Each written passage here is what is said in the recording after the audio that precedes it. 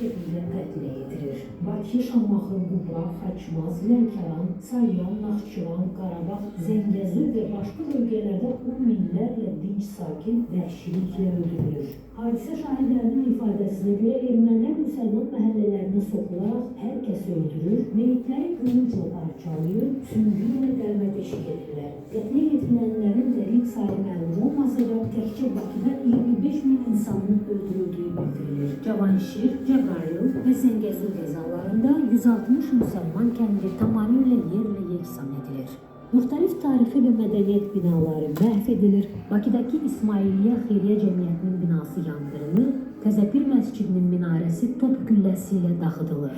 Azərbaycan Xalq Cümhuriyyəti dövründə qırğınların araşdırılması üçün Fövqəladə İstintaq Komissiyası yaradılır. Lakin Cümhuriyyətin süqutundan sonra proses dayandırılır. 1998-ci ildə 31 mart tarixi Ulu Öndər Heydər Əliyev tərəfindən Azərbaycanlıların soyqırımı günü elan edilir. 2013-cü ildə Azərbaycan Respublikasının Prezidenti İlham Əliyevin sərəncamı ilə soyqırım qurbanlarının xatirəsinə Quba soyqırımı